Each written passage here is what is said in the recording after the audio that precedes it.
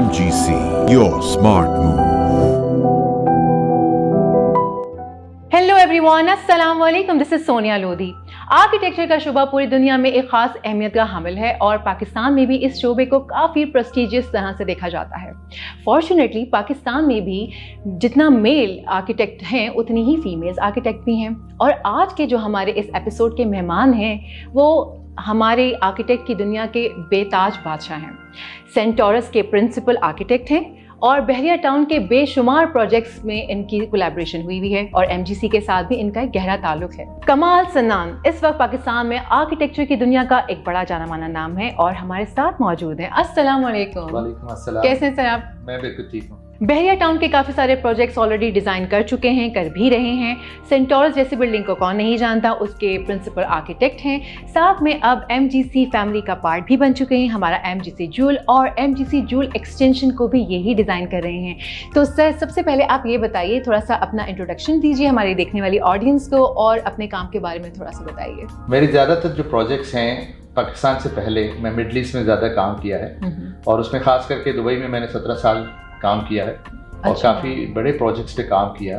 उसके बाद पाकिस्तान आने का मौका मिला और पाकिस्तान में जो मेरी पहचान है वो दी सेंटोरस से शुरू हुई। I was the principal architect there. तो इसके बाद बहुत सारे प्रोजेक्ट्स डिज़ाइन करने का मौका मिला और उस रेफरेंस की वजह से मुझे बहुत सारे प्रोजेक्ट्स मिले जिसमें मॉल्स के प्रोजेक्ट्स बहुत ज़्यादा हैं हमारे पास।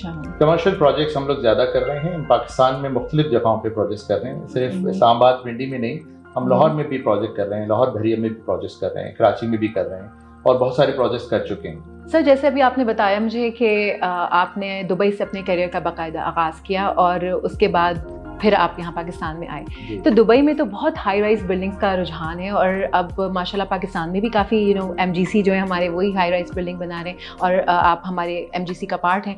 सो मुझे बताएं कि एक हाई राइज बिल्डिंग को बनाने के लिए जो प्रॉपर प्लानिंग रिक्वायर्ड होती है वो कितनी इंपॉर्टेंट है और किसी प्रॉपर आर्किटेक्ट का इसके साथ शामिल होकर डिज़ाइन करना कितना इंपॉर्टेंट है? जी, सवाल तो बहुत अच्छा किया आपने, इसलिए कि पाकिस्तान में आर्किटेक्ट्स तो बहुत हैं और हर साल काफ़ी आर्किटेक्ट ग्रेजुएट होते हैं, लेकिन जो सीनियर आर्किटेक्ट्स होते हैं उनकी डिफरेंट अप्रोच होती है बिकॉज उनको मौके मिलते हैं बहुत सारे प्रोजेक्ट्स करने के, डिफरेंट असाइनमेंट्स करते हैं जिसकी वजह से वो तजुर्बा उनको होता है। हाई राइज बिल्डिंग्स का तजुर्बा ऐसे हर किसी को नहीं होता और चूंकि पाकिस्तान में ये ट्रेंड बहुत नया है, हमारी 2-3 बिल्डिंग्स ही हैं जो हाई राइज शुमार होती हैं। तो पाकिस्तान में इस किस्म के काम करने के लिए आर्किटेक्ट्स जो अब्रॉड काम करके आ रहे हैं, खास करके दुबई में हाई राइजेस करके आ रहे हैं, उनके पास एक प्रूवन ट्रैक रिकॉर्ड होता है और वो काम प्रोपोर्शंस को देखते हुए डिज़ाइन करते हैं। हाई राइज की असल में प्रोपोर्शंस बहुत इंपॉर्टेंट होती हैं कि अगर आप हाई राइज जा रहे हैं, लो राइज में तो चलो आप प्रोपोर्शंस को किसी तरह कंट्रोल कर लेते हैं, लेकिन जो जूनियर आर्किटेक्ट्स हैं वो चूँकि उस ऐसे प्रोजेक्ट्स पे काम नहीं किया होता तो वो थोड़ा सा उसमें मार खाते हैं, लेकिन जो सीनियर आर्किटेक्ट्स हैं वो बहुत अच्छे से उसको मैनेज कर पाते हैं, इसलिए कि उनके पास एक्सपीरियंस होता है कि किस तरह से हाई राइज को प्रोपोर्शंस को देखना है, उनके एलिमेंट्स देखने हैं, उसको कैसे मैनेज करना है। रेशो प्रोपोर्शंस के जो गेम है ना वो सीनियर आर्किटेक्ट्स बहुत अच्छी तरह समझते हैं।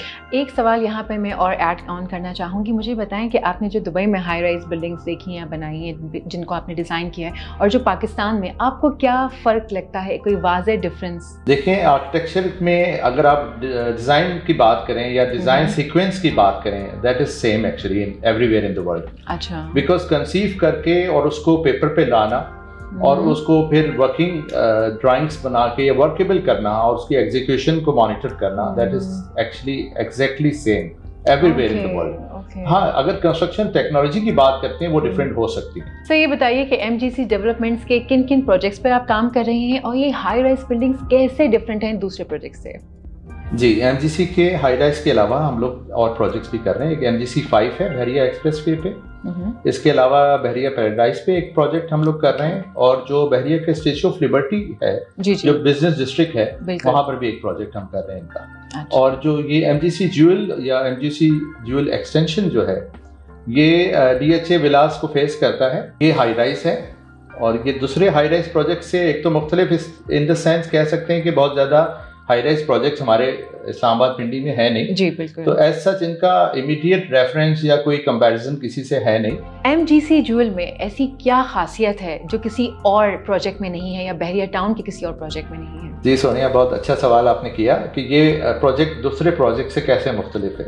तो यूजली आपने देखा होगा कि हर मॉल में एक जैसी चीज़ें होती हैं। बेसमेंट पार्किंग है, इसकी बेसमेंट की पार्किंग दूसरी पार्किंग से बिल्कुल मुख्तलिफ है। इसमें डिजिटल पार्किंग सिस्टम होगा, इसमें एक्सेस कंट्रोल सिस्टम होगा। आप बाहर से जब एंटर होंगे आपको पता चलेगा एंटर होने के फौरन बाद के कहाँ स्लॉट्स खाली हैं, तो आप वहाँ जाके इजीली पार्क कर पाकिस्तान में ये सिस्टम अभी इंट्रोड्यूस नहीं करवाया है। एक आध प्रोजेक्ट में होगा, लेकिन बहरिया में मेरा नहीं ख्याल कि किसी प्रोजेक्ट पे अभी तक उन्होंने इसको इम्प्लीमेंट किया है। इसके अलावा जो मेन फीचर्स हैं उसमें जैसे मॉल के जो आपके फ्लोर्स हैं, ground, lower ground and first floor is the mall, ठीक है, जो कि ऑब्वियसली हर मॉल में होता है। लेकिन यहाँ मॉल में एक नई चीज हम इंट्रोड्यूस करवा रहे हैं, वो है कल्चरल एवेन्यू।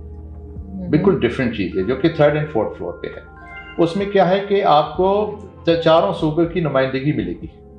जब आप एंटर होंगे उस फ्लोर पे आप आएंगे तो आपको नजर आएगा कि वहाँ सिंध के एक जोन है जिसमें सिंध नजर आ रहा है, एक जोन है जिसमें पंजाब, बलूचिस्तान और KPK, यानी कि हमारे जितने भी सूबे हैं उनकी सकाफत जो है वो वहाँ झलक रही होगी। जी जी, ऑब्वियसली तो वो झलक रही होगी। और in terms of shops also, वैसे तो हम फिनिशेस उसकी वैसी लगाने वाले हैं, उसकी वॉल की फिनिशेस, उसके जो एट्रियम्स हैं, उसमें फ्लोरिंग है, वो नुमाइंदगी कर रही होगी अपने अपने सूबों की।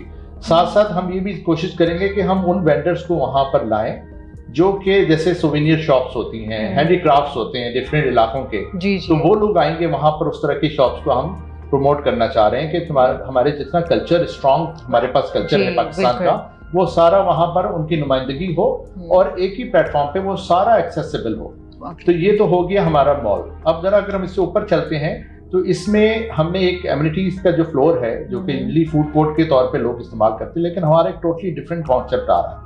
उसमें हम एक फ्लोर है, होल फ्लोर जो है, टोटल प्रोजेक्ट जो है 12 कनाल का है, उसमें से आप सोच लें कि 60% of the foot plate is amenities, जिसमें मेजर जो चीज है, जो first time in the history of Pakistan एक हम मैन मेड आइलैंड बना रहे हैं। वाव। और वो होगा सैंडी आइलैंड। आपको ऐसा लगेगा कि आप बीच पे आ गए। अच्छा, मतलब आपको लगेगा कि आप मालदीव्स में हैं, छुट्टियां मनानी है तो नीचे उतर के अपने घर से आ जाइए। तो जो लोग भी मॉल में आएंगे, और यकीनन मैंने जो नवान साहब हैं उनको कहा था कि एक किस्म का फ्लोर होगा, ज्यादातर लोग स्ट्रेट अवे अप्रोच करेंगे कि हम एमिनिटीज वाले फ्लोर पे जाएं और इसको व्यू करें और इसको एंजॉय करें। वहाँ पर जैसे कि तमाम फूड कोर्ट्स में जिस तरह के फूड के फ्रेंचाइजेस होते हैं, उसके अलावा उसमें बहुत सारी और अट्रैक्शंस भी हैं। सर, हमने एक क्लब भी इंट्रोड्यूस करवाया है, जरा उसके बारे में भी थोड़ी सी वजाहत कीजिए। जी, ये जो हम एमिनिटीज की भी बात कर रहे हैं ना, जहाँ पर हमारे पास मैन मेड आइलैंड है जी, सैंडी आइलैंड मैंने उसका नाम दिया है, तो वो बेसिकली स्ट्रिंग क्लब का हिस्सा है। स्ट्रिंग क्लब इस पूरे फ्लोर को हम कह रहे हैं, जिसमें कि हमारे पास और डिफरेंट फैसिलिटीज भी हैं, जैसे कि जिम्नेजियम भी है, डे केयर सेंटर भी है, और उसमें बहुत डिफरेंट किस्म की चीज़ें, एक दो चीज़ें सरप्राइजिंग भी हैं, जो सरप्राइज आपको मिलेगा। जो लोग आएंगे बुकिंग करने के लिए उनको वो पता चलेगा। सर, आपने बहुत ही अच्छे तरीके से कमर्शियल को एलेबोरेट किया है, बट मैं चाहूँगी आप थोड़ा सा हमारी ऑडियंस को रेजिडेंशियल के हवाले से भी कुछ बताएं।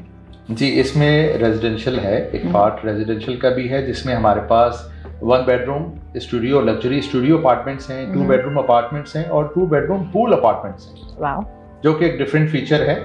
और जो पूल एरियाज हैं उसमें हमारे पास जकूजीज हैं, जो कि आपको लेक व्यू की तरफ भी मिल रही हैं, और इनसाइड जो मैन मेड आइलैंड बना रहे हैं उस तरफ भी व्यू है आपका। MGC ज्यूल और ज्यूल एक्सटेंशन में बेस्ट वेस्टर्न प्लस भी हमारे साथ जुड़ गया है और उसकी सारी डिज़ाइनिंग भी आप कर रहे हैं, सो उसको भी थोड़ा सा वाज़ेह करेंगे कि उसमें आपकी क्या डिज़ाइनिंग है, क्या ऐसा चेंज बड़ा हमें देखने को मिलेगा। 4 स्टार होटल पाकिस्तान में इंट्रोड्यूस होने जा रहा है, आप उसमें क्या खास डिज़ाइन कर रहे हैं?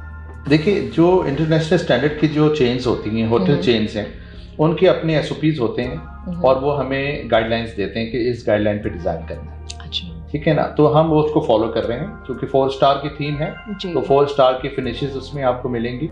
स्पेशल फीचर जो यही है कि इसमें लेक व्यू आपके पास है और आपके पास मैन मेड आइलैंड व्यू भी है। तो जो उसमें स्टैंडर्ड रूम्स होते हैं, जैसे कि हर उसमें होते हैं स्टैंडर्ड रूम्स भी होते हैं, डीलक्स रूम भी होते हैं, तो कुछ डीलक्स रूम को जो है वो लेक व्यू आपको मिल रहा है और कुछ को जो है वो मैनमेड आइलैंड व्यू मिल रहा है। अच्छा। और इसमें एक चीज़ और मैं वाज़ेह कर दूं कि मॉल की सेपरेट एंट्रेंस है, रेजिडेंशियल की एंट्रेंस सेपरेट रखी गई है। इसी तरह होटल लॉबीज जो है वो सेपरेट एंट्रेंस है। जब आप पार्किंग में जाते हैं वहीं से आपको होटल लॉबी मिलती है, जो कि आप स्ट्रेट अवे होटल तक पहुंचते हैं। तो हमने पूरी बिल्डिंग ही ऑलमोस्ट डिस्कस कर ली है, बेसमेंट से लेके पार्किंग, फ्लोर्स, सारी चीज़ें, क्लब्स भी इंक्लूडिंग और बेस्ट वेस्टर्न प्लस भी। सो रूफ टॉप रह गया है, तो हम सब ये जानना चाहते हैं कि रूफ पे क्या हमें मिलेगा। इसमें देखें, रूफ में एक बहुत ही स्पेशल एक एमिनिटी कंसीडर की जाती है जिसको हम कहते हैं स्काई वॉक। चूंकि इसकी जो रेजिडेंशियल और जो होटल टावर्स हैं वो 2 ब्लॉक्स हैं डिफरेंट, उसको हमने स्काई वॉक से कनेक्ट किया। अच्छा। और उसमें स्काई वॉक जो है आप देखें 300 फीट इसकी हाइट है। तो जब आप 290 फीट की हाइट पे एक टावर से दूसरे टावर पे जा रहे होंगे और नीचे ग्लास फ्लोर होगा, तो आप फील कर सकते हैं कि कितनी एक्साइटमेंट होगी। और बहुत सारे लोग चाहेंगे कि पाकिस्तान में इस लेवल पे कोई स्काई वॉक हो, कि लोग जो है वो वीडियोस देख देख के ना, अब्रॉड से जो वीडियोस आती हैं फेसबुक और डिफरेंट सोशल मीडिया पे लोग ब्राउज करते हैं, तो वो उनको यहाँ मिलेगी। और इसमें इंटरनेशनल स्टैंडर्ड का स्विमिंग पूल है रूफटॉप पे। अच्छा, रूफटॉप जी, रेस्टोरेंट एरिया है, ओपन सीटिंग है, ओपन थिएटर है। वाव। और इसके अलावा चूंकि होटल भी इसमें है और वो भी 4 स्टार होटल है, तो उसके लिए हमने एक हेलीपैड भी ऊपर दिया है कि अगर आप एयरपोर्ट से स्ट्रेट अवे होटल पे लैंड करना चाहते हैं तो you can come with the helicopter. मेरे ख्याल से मैंने सवाल ही गलत किया, मुझे ये सवाल ऐसे करना चाहिए था कि वो क्या चीज़ें हैं जो रह गई हैं हमारे इस बिल्डिंग में। जी, माशाल्लाह से हमने हर चीज़ ही इंट्रोड्यूस करवा दी है यहाँ पर। और अब तक जितना मैंने खुद आपसे सुना है और जितना मैंने खुद एक्सपीरियंस किया है, हम वीडियोस बनाते हैं, बातचीत करते हैं इस हवाले से, सो इस लेवल का प्रोजेक्ट मैंने अभी तक कहीं नहीं सुना। होंगे बहुत बड़े बड़े प्रोजेक्ट्स बन रहे हैं, स्टिल अभी कंस्ट्रक्शन में है, डिज़ाइनिंग में है, बट जिस लेवल का MGC ने इंट्रोड्यूस करवाया है, ऑनेस्टली मैंने तो अब तक नहीं सुना। और इसके बाद अगर हम बात करें तो सेफ्टी फीचर्स आ जाते हैं, ज़रा उनको भी एलैबोरेट कीजिए आप। जी बिल्कुल, मैं उस पर बात करता हूँ।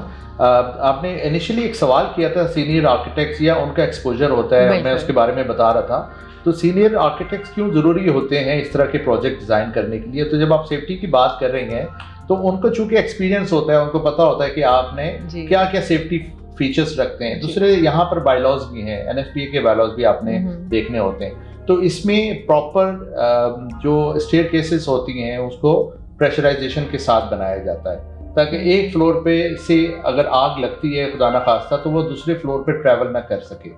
तो ये सेफ्टी फीचर्स होते हैं। इस किस्म के तमाम इंटरनेशनल स्टैंडर्ड के सेफ्टी फीचर्स इस प्रोजेक्ट में हैं, इम्प्लीमेंट इनकॉर्पोरेट कर रहे हैं। और इसके अलावा access control system, building management system और होम ऑटोमेशंस, ये सारी चीज़ें इसका पार्ट होंगी। और ये भी बताऊं कि जो पार्किंग एरियाज हैं उसमें आपके पास जितनी अब फ्यूचर में चूँकि इलेक्ट्रिक कार्स आ रही हैं, हाइब्रिड ऑलरेडी आ चुकी हैं, तो उसमें वो फीचर्स भी होंगे कि आप गाड़ियाँ अपनी, अगर आपके पास हाइब्रिड गाड़ी है या इलेक्ट्रिक कार है तो वो आप उसको वहाँ चार्ज कर सकेंगे। तो चार्जिंग स्टेशंस भी होंगे पार्किंग के अंदर। जी, पार्किंग। वाह सनान साहब, बहुत बहुत शुक्रिया। We had a wonderful discussion with you. हमें ज्वाइन करने का बहुत शुक्रिया, इतनी डिटेल में बताने का हमारे सारे प्रोजेक्ट्स के बारे में बहुत बहुत शुक्रिया एक मरतबा फिर से। सो व्यूअर्स, आप अगर कोई सवाल हमसे करना चाहते हैं या बुकिंग्स करवाना चाहते हैं या कोई क्वेरीज हैं, तो नीचे दिए गए नंबर्स पर हमसे रब्ता कीजिए।